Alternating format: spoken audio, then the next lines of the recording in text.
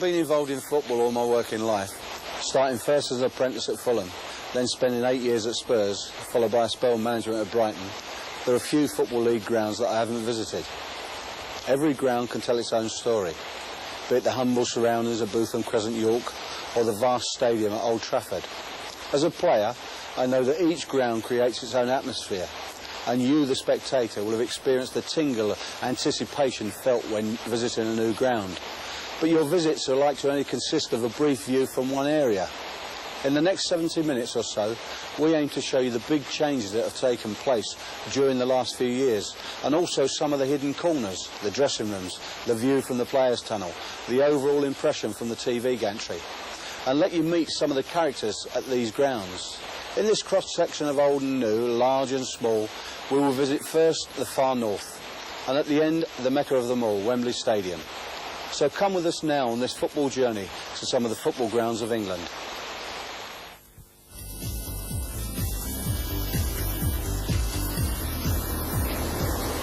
Where are we off to first then, Dave? It's up to the north-east and St James's Park, the home of Newcastle United. St James's Park is just outside the city centre, and set on high ground, the stadium can be glimpsed between the high-rise blocks.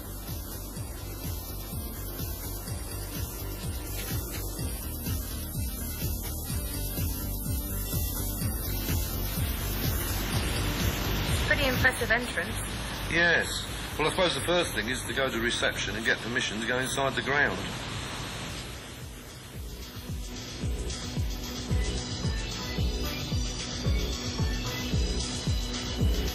Fans familiar with the ground just a few years ago wouldn't recognise it today. And the most unusual crush barriers to be seen anywhere will no doubt soon disappear as the remaining terraces are developed into seating.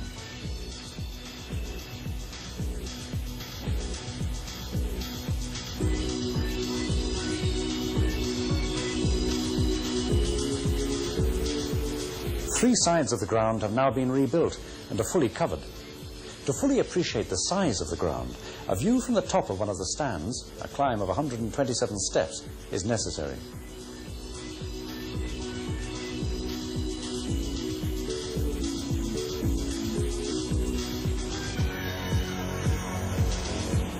There is still one large hole to be filled at the Gallowgate end, which, when completed, will completely shut out the view of Gateshead on the other side of the Tyne.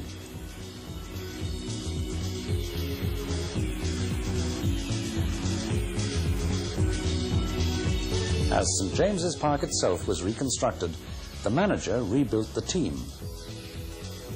And the evidence of past glories can be seen in the trophy cabinet.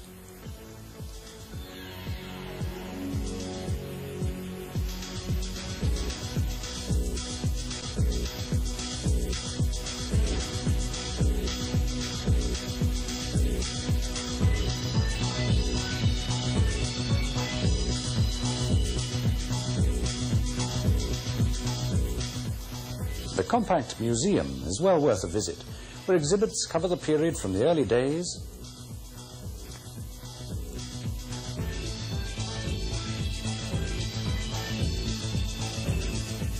through the 1950s and on to the present. Kevin Keegan, the current manager, receives a rapturous welcome from the Toon Army on his return to St James's Park.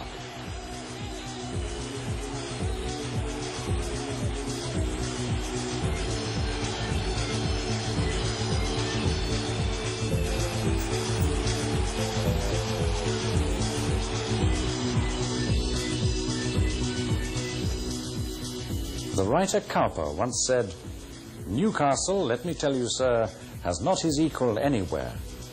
A sentiment that could be applied to St James's Park in the not-too-distant future.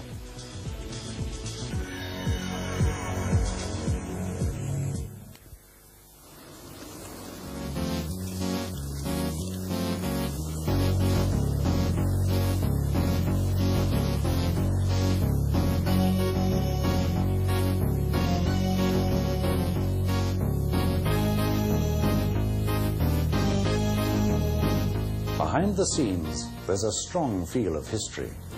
Many a decision has been made in the boardroom, and no doubt discussed over a good lunch in the executive dining room. But it isn't only the Middlesbrough team that have earned rewards here. For back in the 1950s and 1960s, the ground was packed for several FA Amateur Cup semi-finals and replayed finals played on the Ayresome Park turf. On this occasion, locals Crook Town went on to beat Hounslow Town in the 1962 final, after drawing the first game at Wembley.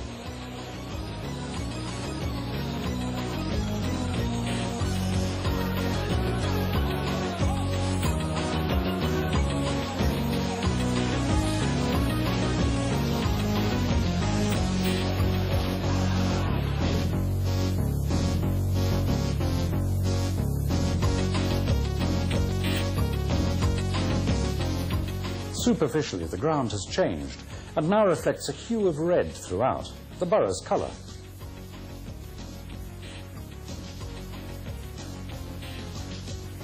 But the remaining terraces will never be converted into seating areas.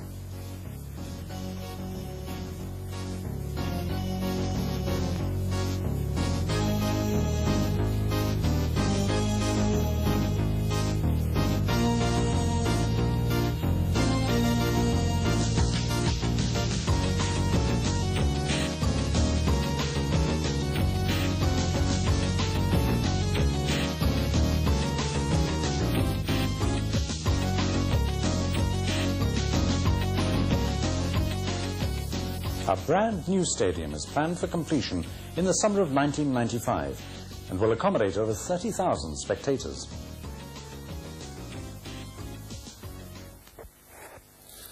My first recollection of Middlesbrough, Ayresome Park, was playing against the famous Brian Clough. And I happened to kick him in the game, actually. And as he got off the floor, he said, "You realise who you've just kicked?" And I said, "No, what's your name?" And he said, "Brian Clough." And I said, "I've never heard of you."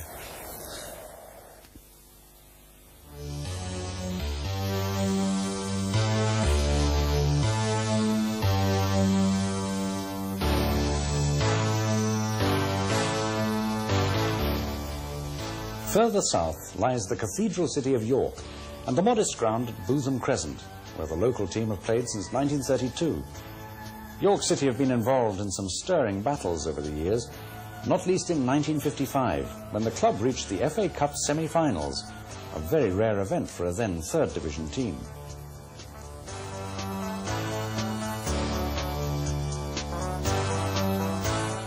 Seats are gradually being added, but there's still a long way to go.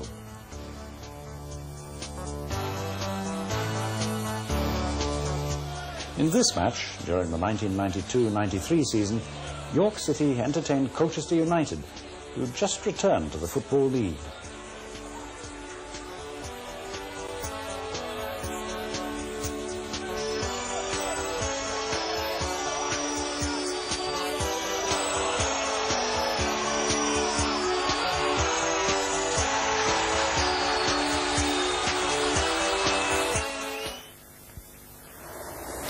York City. Oh, I remember going there as the manager of Brighton, not as a player. And Wilf McGuinness was the manager, ex-Manchester United manager.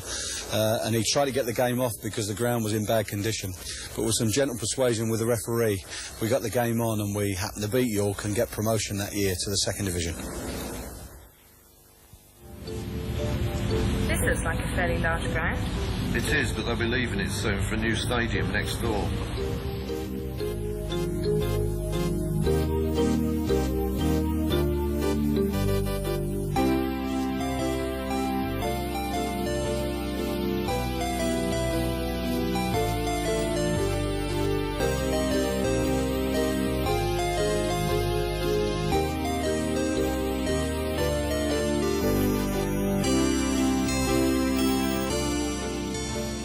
Bleak winter's day in Huddersfield.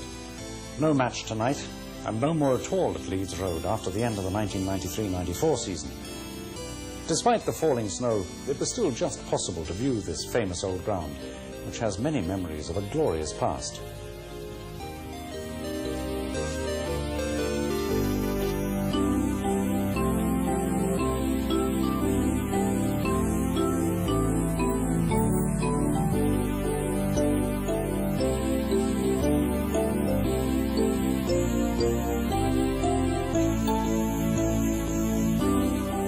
One particular item of note is the barrel-roofed cowshed end and its unusual timber lattice support beams.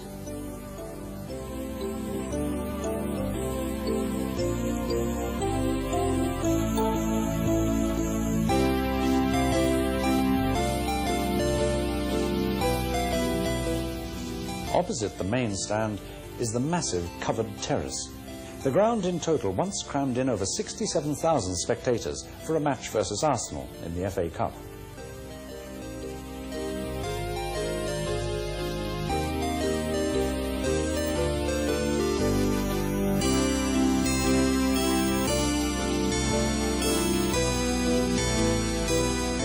Behind the scenes, the club have a modest trophy cabinet. The star exhibit being this shield that commemorates the club's hat-trick of First Division championships in the 1920s.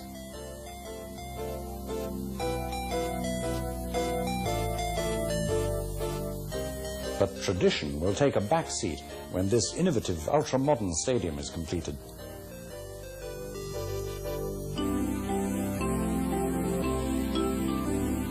Will the club ever rise to the heights again? If they do, then at least they will have a brand new ground worthy of such a status.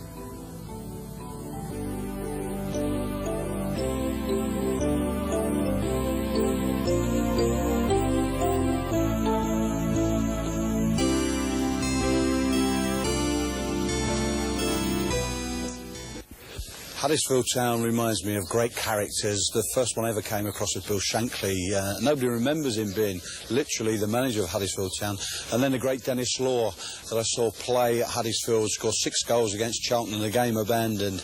And then such players as Frank Worthington and Trevor Cherry. And my own experiences there, never ever went to Huddersfield and got a result. Lost every game, Tottenham, Fulham and everybody.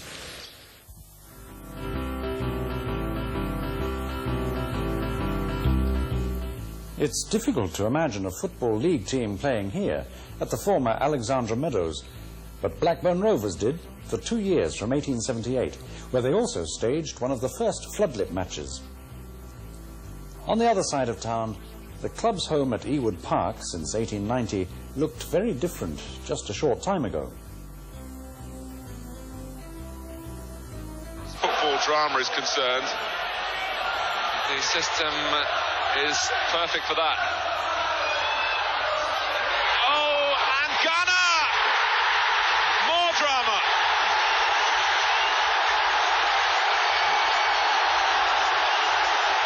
In the very last minute. And Palace thought that they'd escaped with a 2-1 result.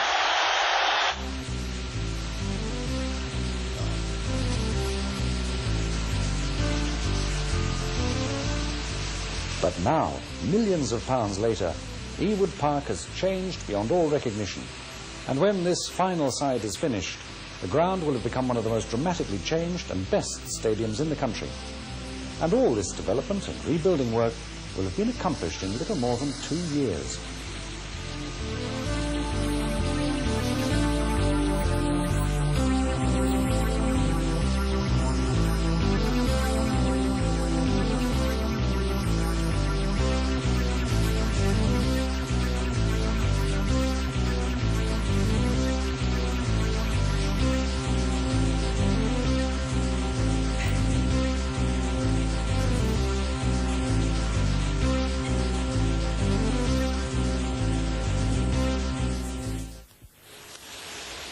Blackburn Rovers will always be something special, I think, because it was Terry Venables. When Terry Venables came from Chelsea, it was his first game away from home. We won 1-0 and went off to America the following day.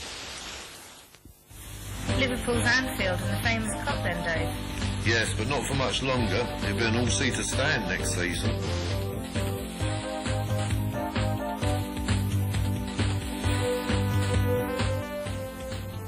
Probably the most famous entrance of any club ground.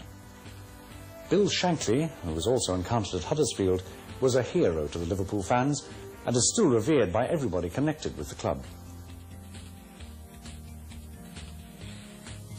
It It was the biggest rout the First Division has seen for years. Crystal Palace, fresh from the Second Division, weren't that bad. Liverpool was simply brilliant.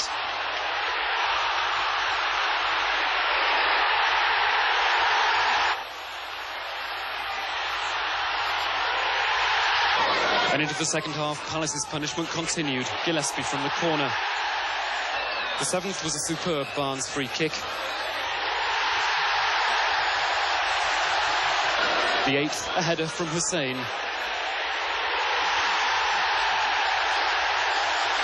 And the final flourish, another special from Nicol.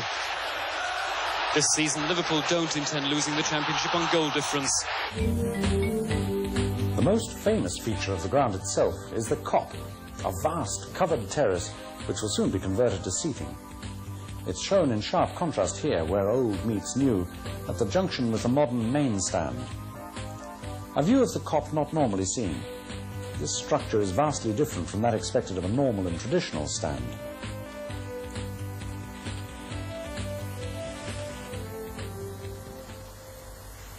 Liverpool has, of course, a tragic side in its history. Those who died in the Hillsborough disaster are still remembered, and the name of the road in Sheffield will always be linked with that fateful Saturday in April 1989.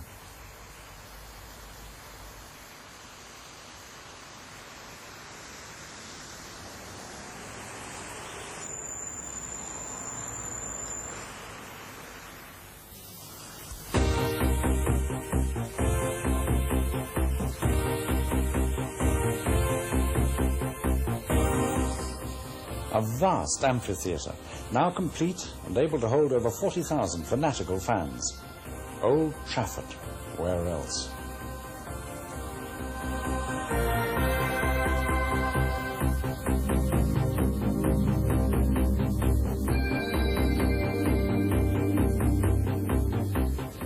Every view from within the stadium presents a similar image of vast rows of covered seating, advertising the sponsors and the club itself, with the inevitable predominant colour of red.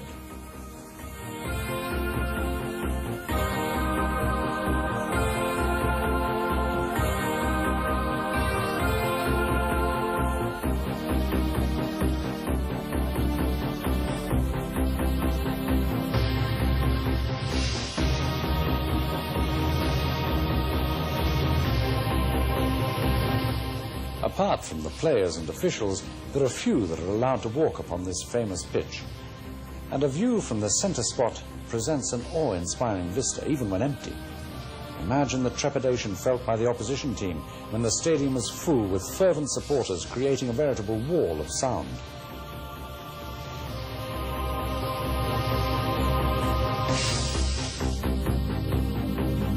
It's through this tunnel that the players appear on the pitch, to be greeted with a deafening roar from the multitude of cheering fans.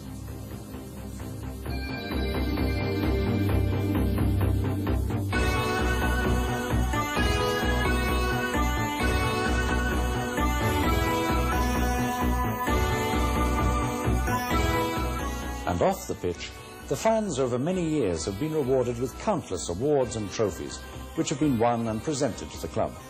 They can all be viewed in the excellent museum situated within the Old Trafford Stadium complex.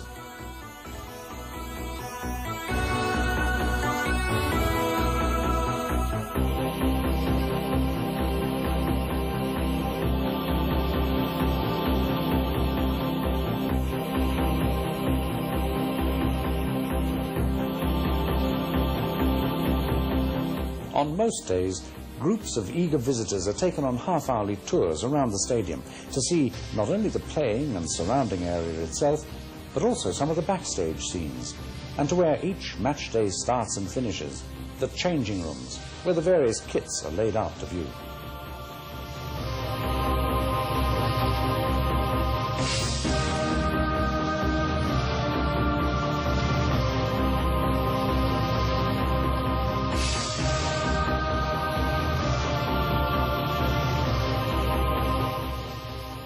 And to the baths, where after 90 minutes of entertaining, those famous names can luxuriate in a hot bath and ease the aching muscles.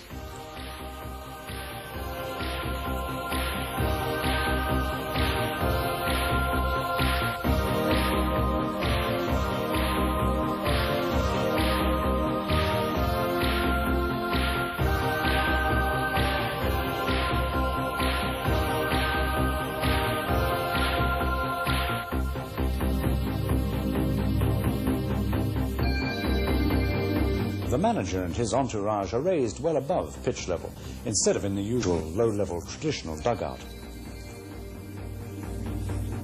And high up in the rafters, a glorious view of the Old Trafford playing area is presented, a view familiar to the many millions of television viewers.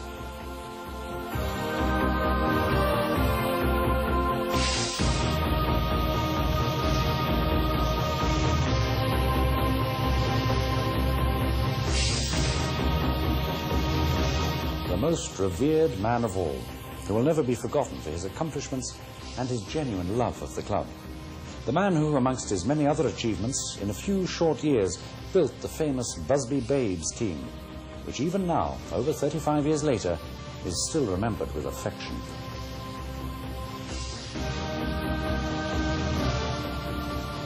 Duncan Edwards, Tommy Taylor, and all the others who tragically lost their lives on that dreadful February night.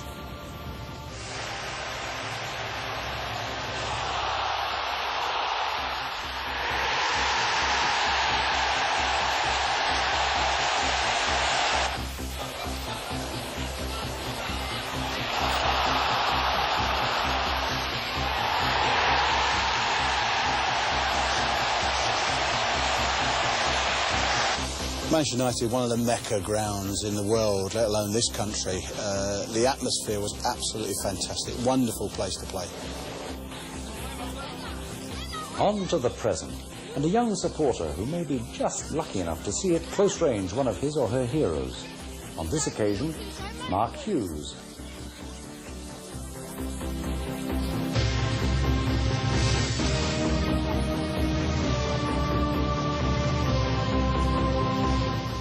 The attendance today may only amount to a couple, but be it only 2 or over 40,000, Old Trafford is a ground never to be forgotten by those who have once entered its portals.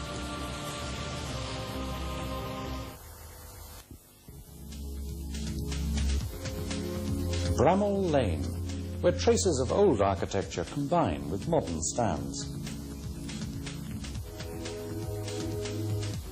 I think looking back on the grounds that I've seen in amateur and non-league football and in professional grounds have improved beyond all recognition. A lot of them, particularly in the Premier League, are superb stadiums. The pitches are good, the facilities are different class, and a lot of money's been spent on it. Regrettably, at the other end of the level, the amateur grounds that we used to play in, that were very, very good grounds in years gone by, really have fallen behind. That's why Wycombe have done extremely well to move away from Lokes Park to Adams Park and built a new stadium, which is much better. Those stadiums that 20 or 30 years ago were okay and were good stadiums now really look derelict, really, and it's hard for those non-league clubs to compete because they're not going to get the money from the Taylor report, by means of the Taylor report, in terms of the Football Trust. They get improvements, but their stadiums are disappearing, so really the gulf is even wider than it's ever been.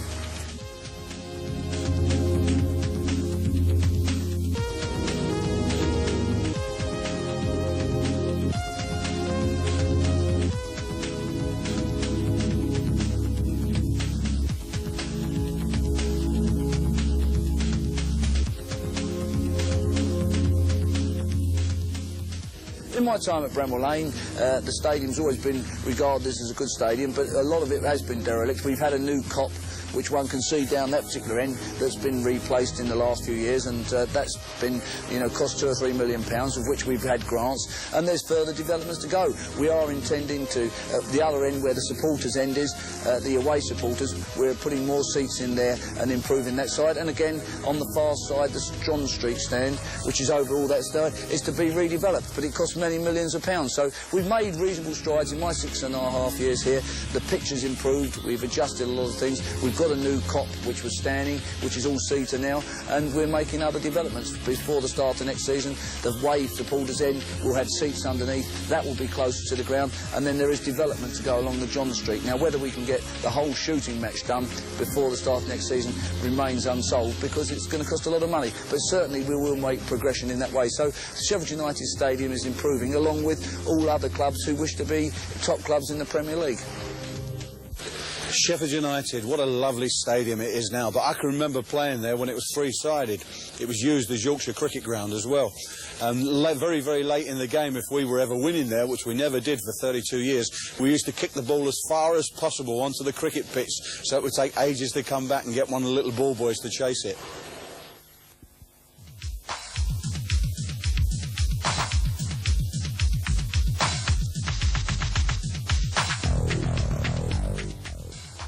Beside the peaceful River Trent lies the City Ground, the home of Nottingham Forest. With the necessity of having to match up the different roof levels of the stands, a unique, if somewhat quirky, view is presented at the Lady Bay Bridge end.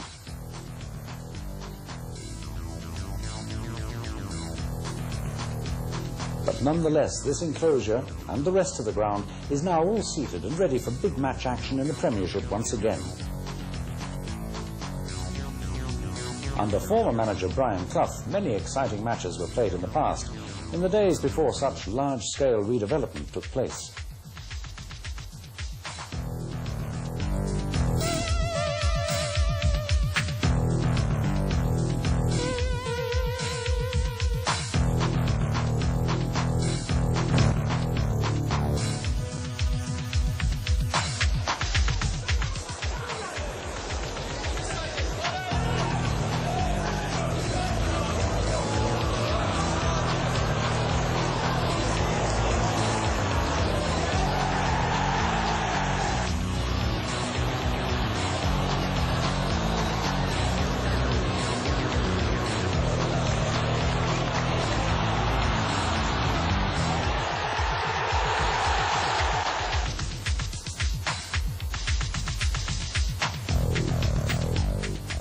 A peculiar situation in respect of the club is in its name and that of the other team over the river. For while Notts County is on the opposite bank of the Trent and in the town rather than the county, the City Ground of Nottingham Forest is not in the city proper, but rather in the county. I can always remember Nottingham Forest. They were all good football inside. You could play good football against them, and the happiest time, I suppose, at Nottingham Forest is when we beat them after a record run of 45 games for Forest, undefeated.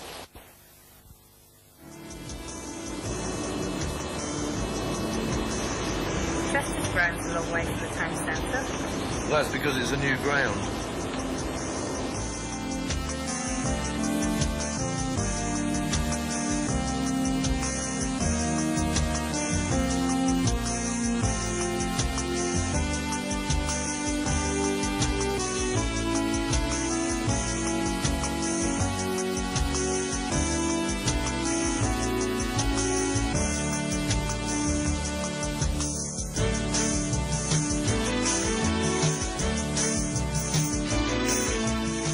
The Diva Stadium may not be the biggest or most impressive ground in football, but all credit to a lower division club who, despite financial struggles, were able to relocate and build a home that well satisfies their needs.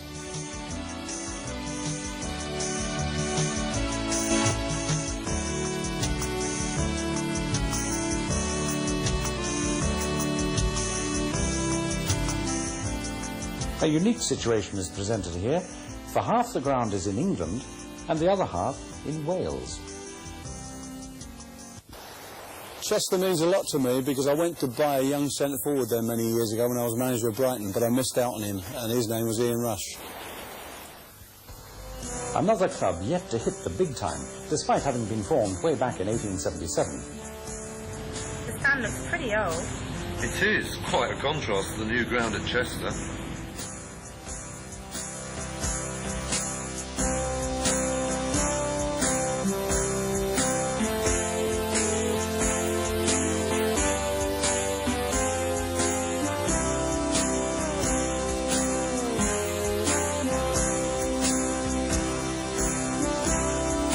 The main stand, of mostly timber construction, is an interesting reminder of the past.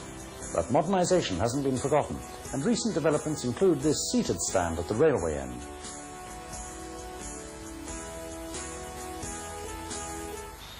Crew looking for that early breakthrough with Jones's free kick, and here comes Stuart Evans! Well, Crewe have made a promising start to this game, and he's onside here, and this could be two. Unlucky, but Evans is still there. It's in the net a second time. Well, Newcastle have really been caught out in this match, and Srinicek punches it out, but not very far. Unfortunately for Crewe, Newcastle clawed back and won that game 4-3.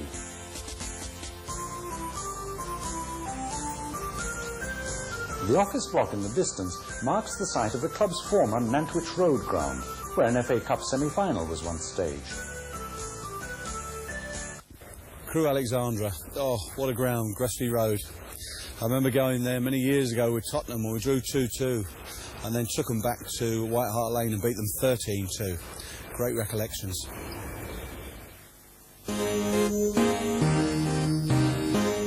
Aye, the ball is flying. The lads play heart and soul. The stand stands up, the keeper stands up to keep the goal. So wrote Houseman in his famous poem, A Shropshire Lad. It would be difficult to find a more idyllic setting for a football ground than that of Gay Meadow, the home of Shrewsbury Town in Shropshire.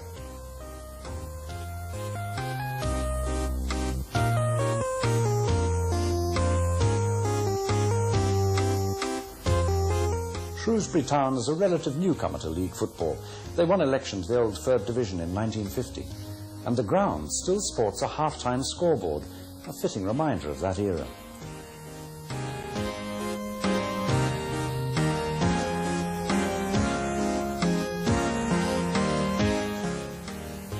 There's one spectator at Gay Meadow who's been present at every match but has yet to see a game. Sir John Wakeman has stood in the grounds of the adjacent school, oblivious to the action taking place on the football pitch.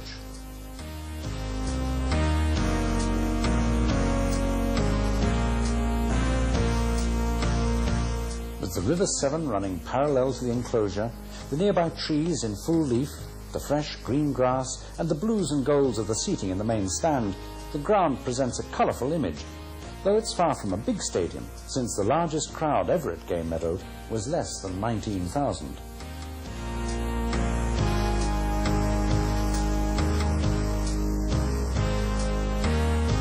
One interesting historical feature is this turnstile, which dates back to the 19th century, when it was located at the old Crystal Palace. Being close to the river, balls often have to be retrieved, previously by Fred, now 83 years old. I was watching this match and the ball went over into the river. I knew it went into the river, for sure. You've got to make sure, like. Went and fetched the coracle, took it down the river, and when they put this ball with the white balls at night time, pitch dark, and I spotted it as I saw it. Gets in the boat on it, follows it down, and the river, by the way, was pretty high. A bit of water on the was. Followed this ball down, and instead of me getting any nearer, it was going farther away. I thought, well, I was with a bit of speed on, just in the paddle a bit more. Still no effort, no nearer. I thought, oh, I'm shortly coming down to the weir. The weir is the rushing water lake. And I thought, well, can I get much farther, 20 yards? I'll be over the weir myself. So I bent down to see if there was any water in the boat, and all of a sudden, this bloody weight, it was a swan who got up and boom, boom, I didn't know what to do. One way or one the other. And luckily I didn't turn over. If I had it on, I wouldn't have been here now. Oh, I used to love playing at Shrewsbury, and I used to tell the players when I was a manager there that if we were winning, to kick the ball in the river, and a guy in a little coracle used to go after it and bring the ball back. We're heading for the Midlands now, and Wolverhampton. Has there really been so much change, sir? You'll see.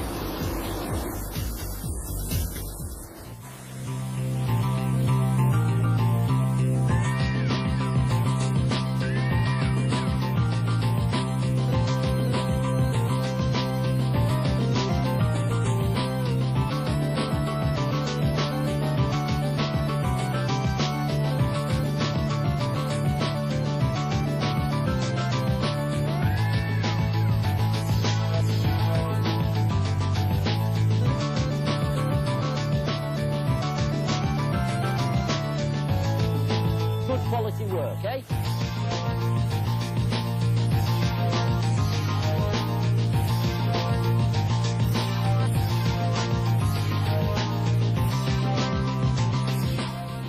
Like the wolf on the fold, gleaming in gold, wrote Byron, and the predatory creature watches over the new Molineux, peering through the early morning mist. Do I not like that? Meanwhile, the large cantilever stands crouched, as if ready to pounce upon an unprepared visiting team. Vast changes have taken place over the last few years, as the groundsman explains. Well, in 1976, we started to develop the ground. And by developing the ground, we built the new stand, which is behind me now, which is the John Island stand, which was built at the other side of the road of Molineux Street. So in front of that were a row of houses, a road, a grandstand, and then in 1978, when it was finished, we took the road out, we took all the land out at the side and in front of it, and we made a piece of land which was something like 56 yards of turf in front of the John Island stand. And in that time then, where we're standing now was like the old cowshed, which was the north bank, and where that new Billy Wright stand's been built now, that was the plain area. So then the Waterloo Road stand was at the back of that onto the main road.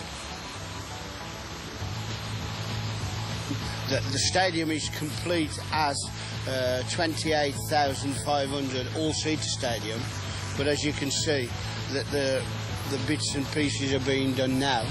We've got a video wall there, and we're putting another one up there now. As you can see, the builders now are putting another video up on that corner as well. So, like within the near future, we will have that video wall there, and we'll also have one there. But hopingly, and if the, are successful, and we are going to be successful, of course, Sir Jack has said that he will fill that corner in immediately. So, like at the end of the day, we'll be then onto 30,000 plus all-seater stadium. Without Sir Jack Ewood and his family, then, we would have been, struggling to have a stadium as beautiful as this. The club's glorious past, represented by cups and trophies, can be seen in the main entrance foyer, together with historical souvenirs.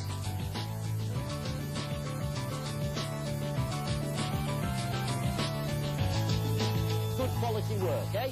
There are also memories of past great players, not least, arguably Wolves' greatest son, Billy Wright. Sir Jack Ewood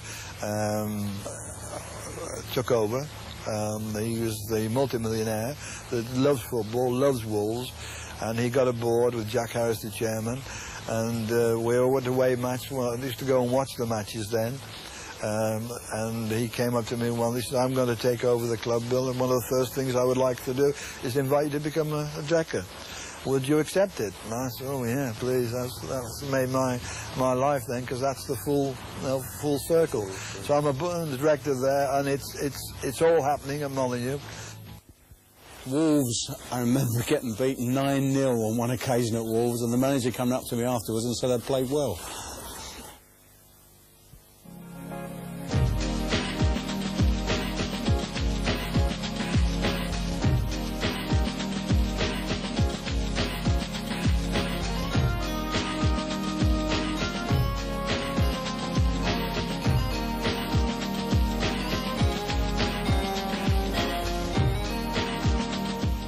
St Andrews is, or was until the end of the 1993-94 season, a little changed ground, apart from some improvement work and additional seating.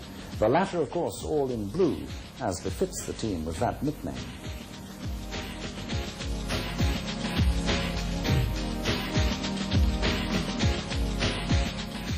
The size of the stadium can't be fully appreciated from outside, as the pitch is somewhat lower than the surrounding ground level. But its vastness can be gauged from the record attendance here of over 68,000.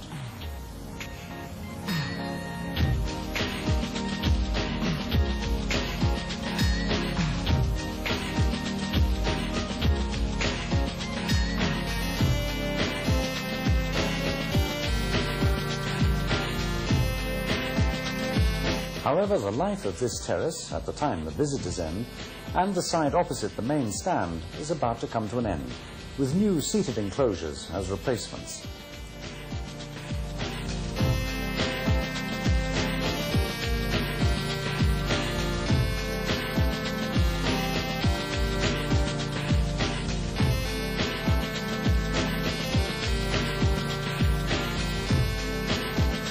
The seemingly endless rows of concrete steps and the labyrinth of steel in the roof gone, so will disappear one of the last great covered standing terraces.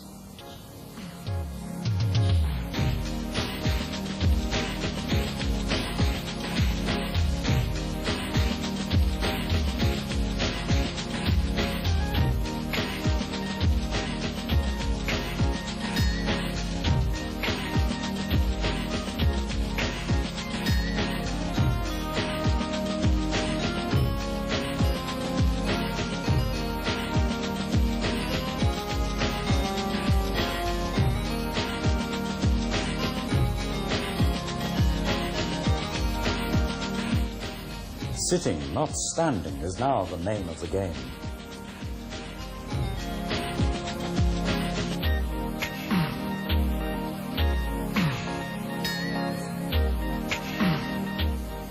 A memory of years gone by is represented by a half-time scoreboard, and also in the past St Andrews has seen European Fairs Cup action. But this remarkable trophy was awarded in 1978 for the somewhat obscure La Linea tournament, which was played for in Spain. Birmingham City, I suppose the most exasperating time at Birmingham City was seeing Johnny Haynes, who was captain of England and Fulham at the time, being sent off after having a fight with Bertie Auld, and Maurice Cook got involved, and as he ran towards the incident, Bertie Auld hit him straight on the chin and knocked him out, and there was 3 people got sent off on the same day at Birmingham. They were a tough team to play against.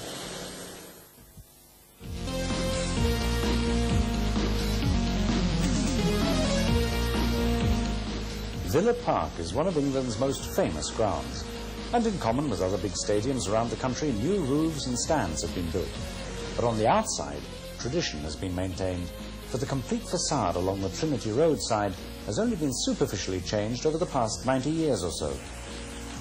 Villa is steeped in history, and it was here that the whole concept of league football was conceived in 1888 by the club's former president, William McGregor.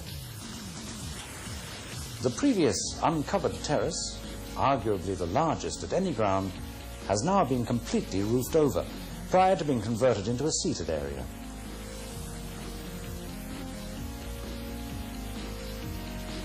And so big is the Villa Park Stadium that even the shallowest enclosure, alongside Witten Lane, is more imposing than the biggest at many other grounds.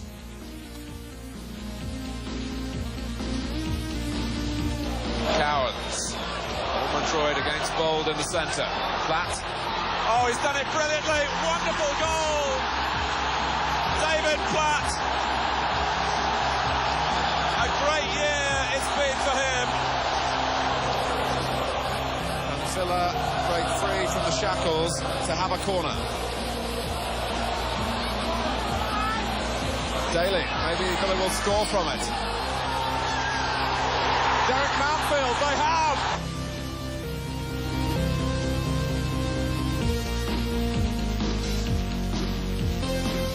If you wish to see a modern and well-developed ground, but one with its heart still in the past, then Villa Park should be your goal.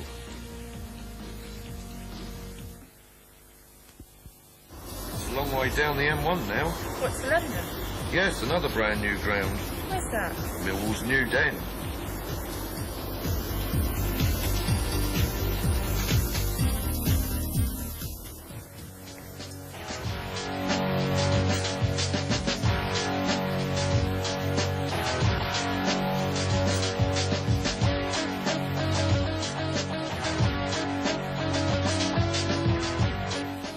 One of the most recent of new grounds can be found in southeast London.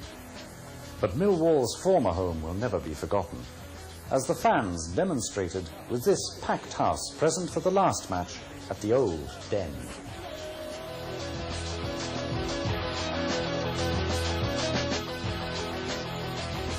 The Old Den was a wonderful stadium in its own right. It had a tremendous character. It was an intimidating place for opposing teams and opposing supporters to come to. And it was very much home for Millwall and for their supporters since 1910. But now we're into the modern era. This is an all-seater stadium. As we mentioned, there are no struts, no stanchions, no barriers which in any way restrict people's view. As you can see, people have to sit down to watch their football these days. That's a contentious issue, obviously, but you know, you really can't make a comparison. This is a stadium for the 21st century. The dugouts do obscure about 2 rows of seats, which probably would be about 20 in all. The reason for that being that initially the plans were for the dugouts to be sunk to a lower level, but when our manager Mick McCarthy saw the plans, he decided he didn't want to be looking at his players' knees all the time, so the dugout is at the normal level, as a result of which the seats directly behind the dugout are usually occupied by junior players, members of staff who can peer through the gap between the roof and the dugout wall. But you're looking at a capacity of around 20,130, completely unrestricted view. Obviously the pitch is in its first year, and we've been a bit unfortunate in that December of 1993 and January of 1994 we had torrential rain, and you can see a problem area down there, which has basically been caused by the fact that the sunlight, such as it's been this winter, hasn't really got to it and dried it out. Now, for a pitch which had been down longer, I don't think this would have been such a problem. But I think you'll find that come the beginning of the 94-95 season, when that pitch has been reseeded in the summer, you won't have a problem. Well, we've got 32 executive boxes to start with over in the East Stand. In the old ground we had 3. We've got a massive executive area down under this stand here, the main stand, the West Stand, which can be divided off on a match day. That's used by directors' guests. There's a restaurant there, there's an executive club, but it can also be opened out during the week for functions to accommodate over 600 people.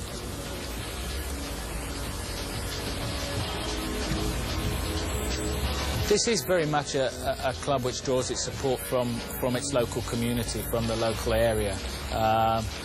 Clearly, the big London clubs like Arsenal and Spurs and the big Northern Giants, Manchester United and Liverpool, draw their support from all over the country. And whilst we do receive letters from all over the world from supporters who, for one reason or another, have become Millwall fans, we do predominantly draw our support from this area, and obviously the Isle of Dogs, which is where the club originated, just north of the river.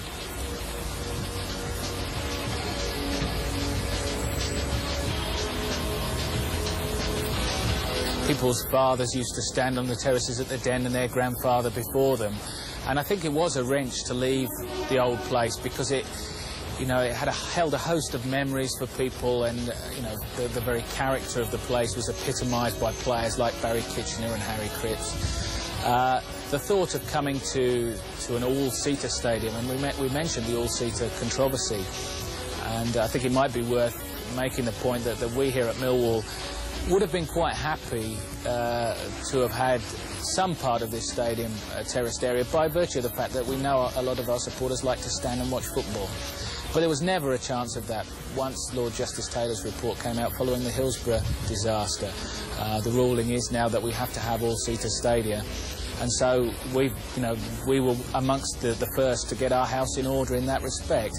And I think it's given us a stadium which is not just going to be for football, but hopefully other events in the future. I mean, we've already had a major World Championship boxing contest here, and there'll be concerts and other events which you really do need all-seater facilities in order to hold.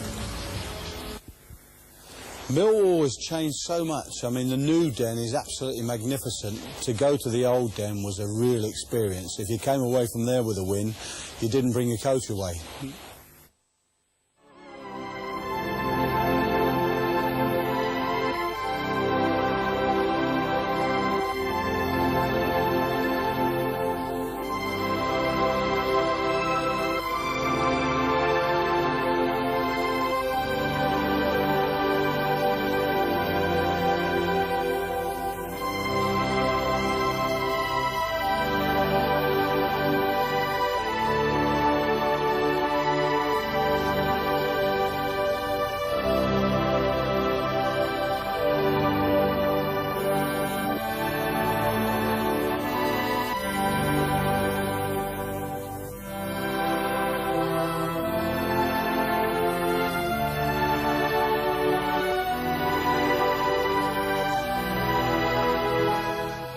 Fulham Football Club may be going through a difficult patch at present, but it would be hard to find a ground with more character than Craven Cottage. It's the epitome of a real football ground, the likes of which have all but disappeared elsewhere. The club and the ground hold fond memories for many of their former players, as Alan Mullery relates. I joined when I left school at 15 years of age, and coming down the main road, Finley Street, that leads into Craven Cottage, I followed the England captain who just got off a trolley bus, who was Johnny Haynes at the time, and he was my hero, and still is, but to follow him down Finley Street into the football club that I was going to join and love was just another thing, and to walk into the ground and be offered a job as a ground staff boy. And I used to sweep the terraces at this place and do everything else. But my first job, basically, was to help the groundsman on that morning, the first morning that I arrived, to collect all the paper, because the stands weren't here in those days. It was just terracing, mostly, just on three sides. And it was a bit windy, and I had to collect all the waste paper on the pitch. And there was a five-a-side taking place. And the groundsman told me to get in amongst them and pick this paper up. And I was told indignantly by a big goalkeeper called Ken Eukins to get off the playing surface and wait until the game had finished to pick the paper up. As I walked off, the groundsman sent me back in again. As I walked back in again, the goalkeeper sent me off again. And then the groundsman sent me back in again. And as I was standing there talking to the groundsman, the goalkeeper came over and hit him on the chin. And the motor mower started going up the pitch, and I had to chase the motor mower to try and keep it in straight lines while they attended the groundsman. My second day, which was a sort of Monday come, because we had the game on the Saturday, and my second day was going with a little guy called Jack Gordon. I'll always remember his name. And we walked under the old stand, and he had a wheelbarrow and a tin in it and a couple of shovels. And I said to him, "What are we doing this morning?" He said, "Well, you'll see." He said, "Yeah, we've got a few buns laying on the floor," he said, "from the little kiosk, you know, that serve food on match days." And he said, "Collect those buns," he said, or the remnants of the buns, he said, and he started spreading this sort of mustard-type stuff on them. And we laid them by the kiosk, you know, and he said, "Come on," he said, "we're going for a cup of tea for an hour." So off we went underneath the stand and sat in his room and had a cup of tea, and then an hour later we came out, and there were these rats walking around like as if they were drunk. And he picked up a spade and walked over to one of the rats and actually splattered it on the floor, shoveled it up, put it in the wheelbarrow, and he said, "Right, it's your turn now." I mean, I'd never literally seen a rat, let alone kill one. But they were two quite unusual days, you know, my first 2 days at Fulham as a ground staff boy.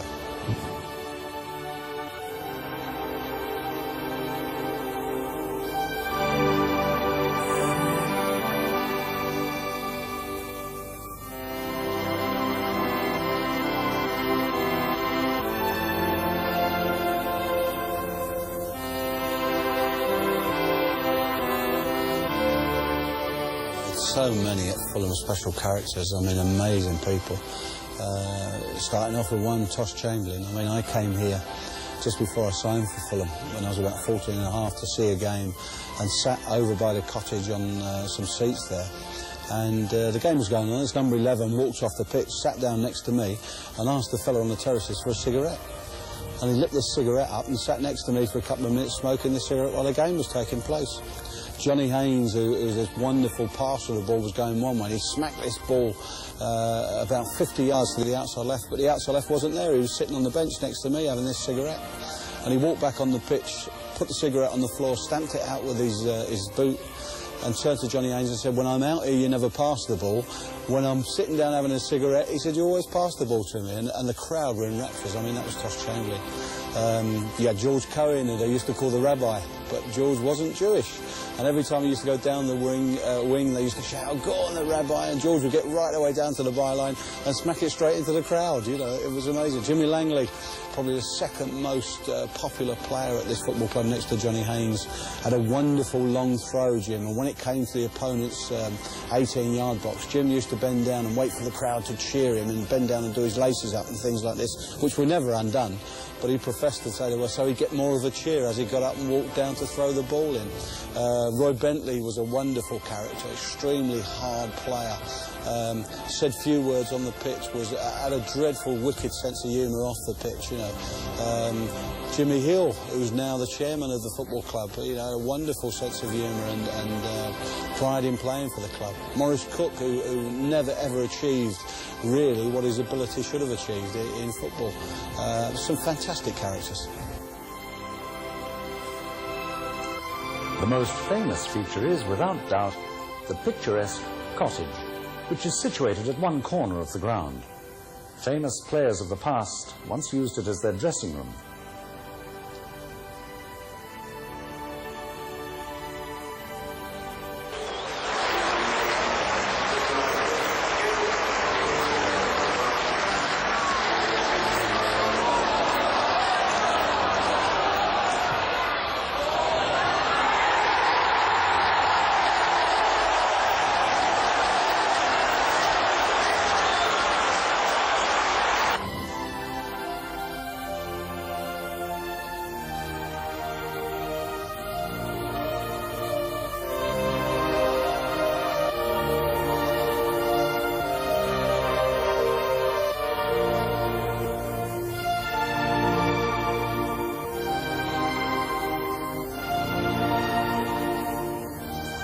The Cottage is a listed building, as is the old Stevenage Road stand, which to date has ensured that the ground remains. Long before it became a football ground, Craven Cottage was the site of Anne Boleyn's hunting ground, and the one reminder of that bygone age is this protected tree close to the River Thames.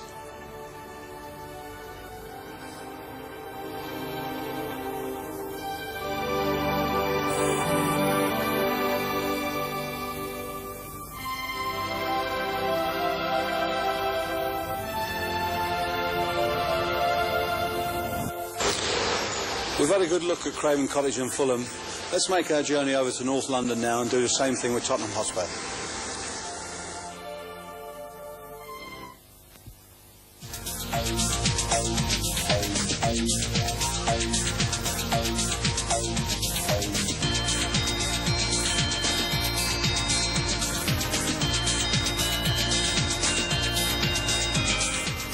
The proud cockerel at White Hart Lane surveys the scene at the much-changed Tottenham Hotspur ground.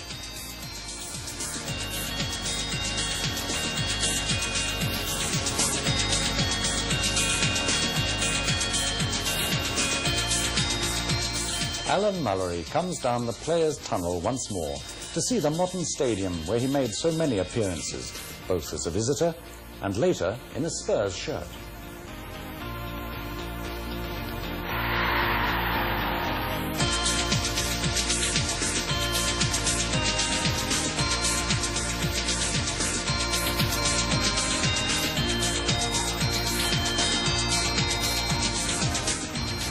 I couldn't really believe the vastness of the place. I'd played here quite a few times, you know, with Fulham in the First Division. But the immense size of the place when nobody was in there. It's changed now, but I mean then it was it could hold 65,000 people.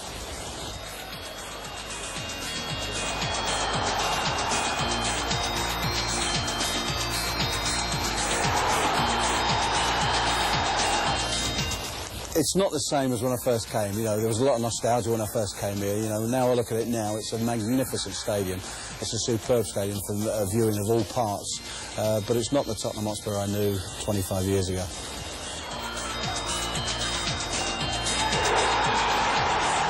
Dave Twydell was such a great player. As he used to come out the tunnel with the ball, he would literally kick this ball 50 yards in the air, and as he'd chase after it, he'd catch it on his foot, walk over to the best player in the opposing side and say, you might as well have a kick of this ball now because you're not going to get a kick in the game.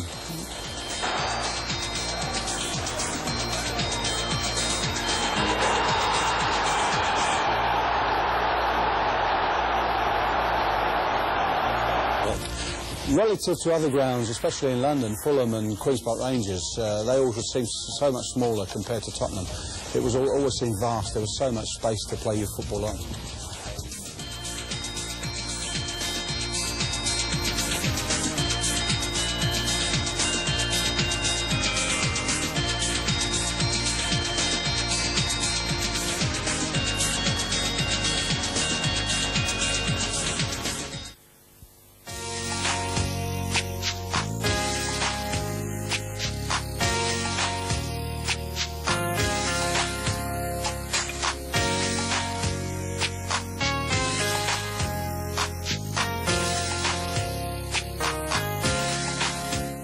At last, Charlton are based back at the Valley, but only after a long traumatic period for the club, as stadium manager Roy King explains.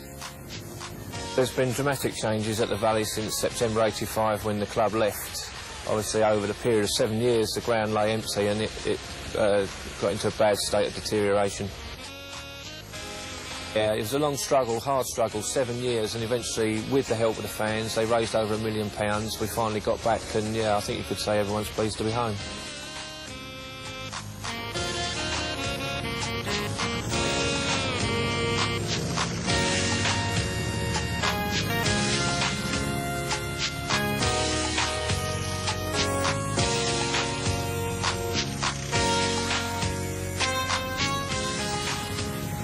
It always was a good surface here, and I think you'll find that Colin Powell, the ex-player who played down here, now the groundsman, it's got a good surface. He actually came, I think, he was runner-up in the Groundsman of the Year award last year.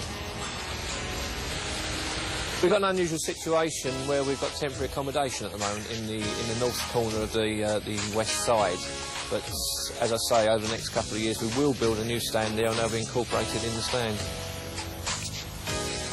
The east stand, which is the one that's under construction at the moment, we had quite a lot of difficulty with that one because it's built on a natural bank and there are no exits from the rear, so the exits had to be from either end. Now that terrace held 45,000 people in its heyday.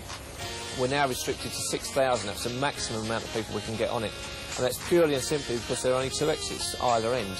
So that really does restrict on how many people you can get out. We also had the restriction of a height problem at the back where we weren't allowed to go over 2 metres above the gardens at the back. So that is why we now have a 6,000 stand on a site that once held 45,000 people. It brings with it its own problems, all-seater. People who, you buy a ticket, you're sitting next to someone you don't particularly like, you find out after 5 minutes you're stuck with it, you can't move around the grounds. But I think overall, I think it's got to be the way forward. Charlton, I was the manager there for a year under Mike Glickstein, who was a marvellous chairman to me. And it was a wonderful ground because it held the largest capacity in London for some time, which was over 70,000 people.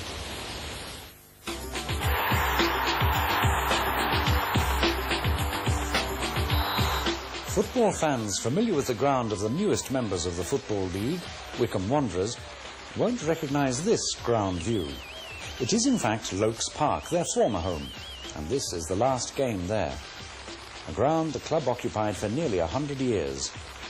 This last match in May 1990 saw a host of former international stars appear on the famous sloping pitch before a packed house.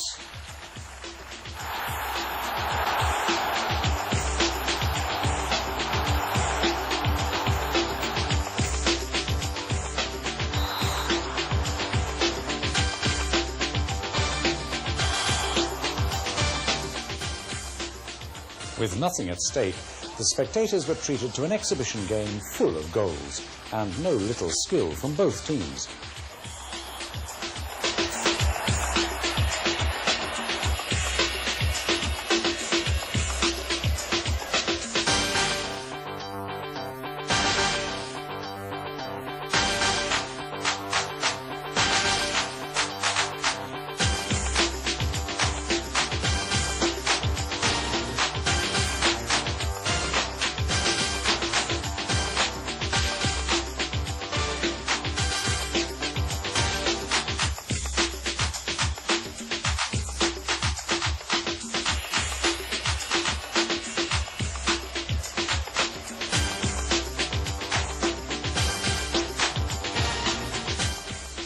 After the final whistle had sounded to mark the end of Lokes Park, supporters took home their own mementos of the ground.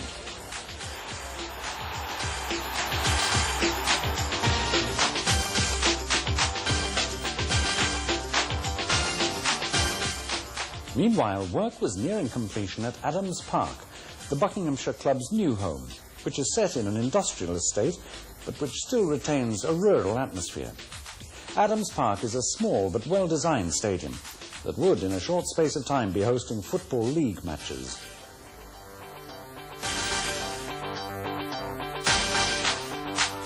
A few months later, the crowds turned up for the ground opening match.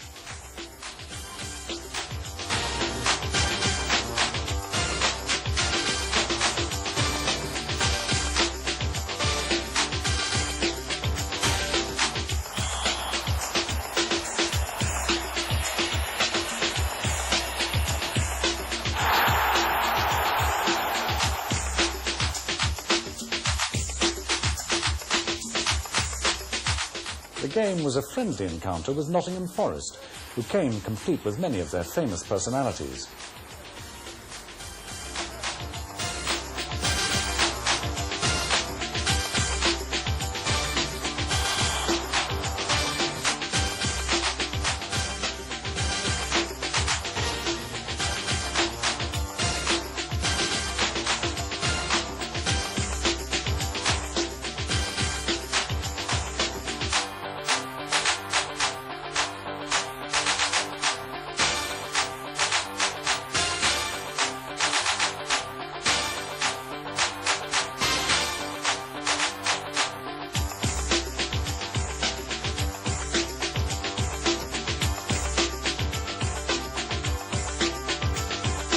Adams Park was formally opened on the 29th of April 1991 by His Royal Highness the Duke of Kent.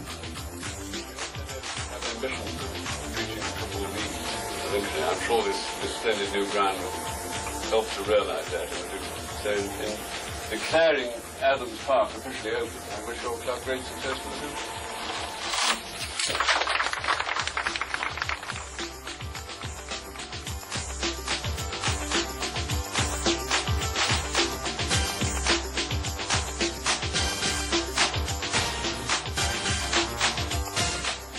Unfortunately, the weather for the match that night, Wycombe Wanderers versus Barnet in the GM Vauxhall Conference, was poor. But this didn't dampen the enthusiasm of the fans.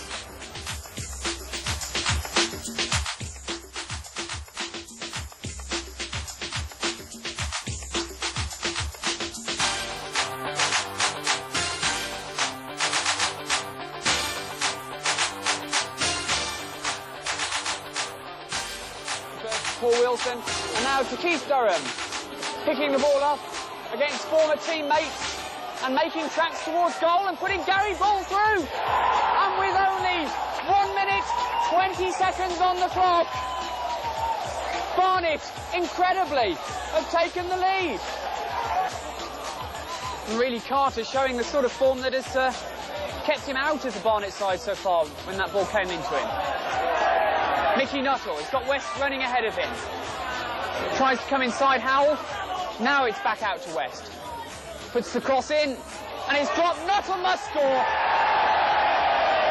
Some consolation for Wycombe Wanderers. 4 minutes remaining. A brand new ground gave the incentive to a winning team, and the Wycombe players were soon at the recording studios to cut a record to mark their appearance in the final of the FA Trophy.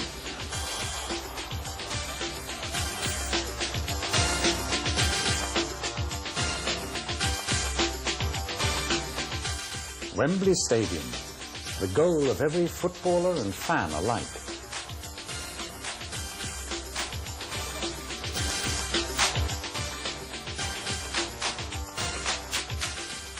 A stadium first used for a Wembley final in 1923, antiquated by modern standards, but still the most famous football arena in the world.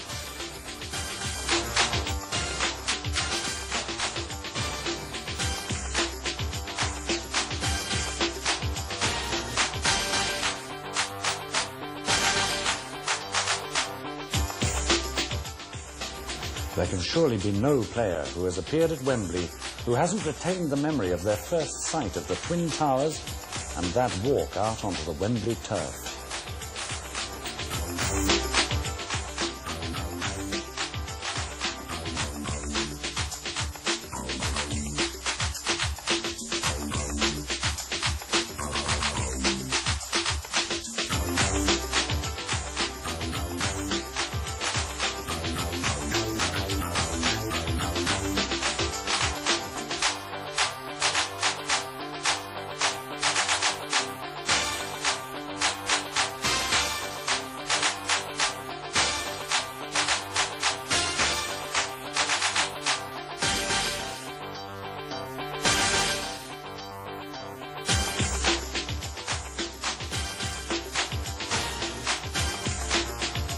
Dressing rooms. Imagine the pre-match tension, the nerves tingling in anticipation. The thrill as you make your appearance before the fans.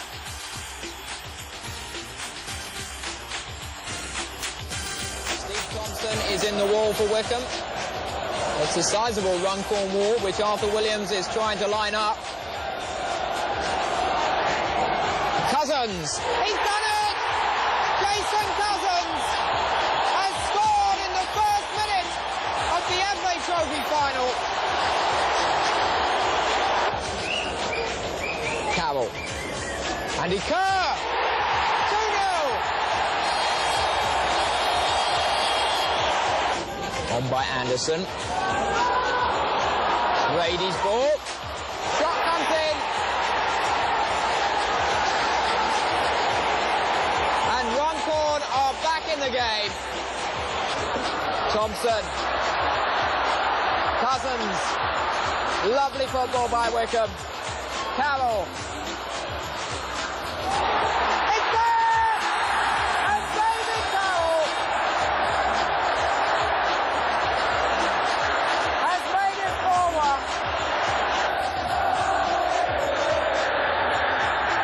That's it. And Wickham Wanderers have done it.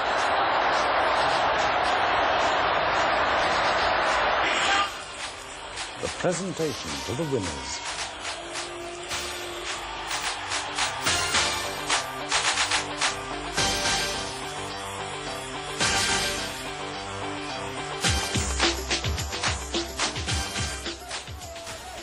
The celebrations after winning at Wembley.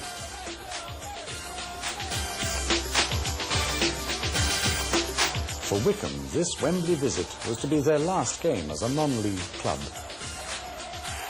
For us, Wembley marks the end of a journey to the football grounds of England.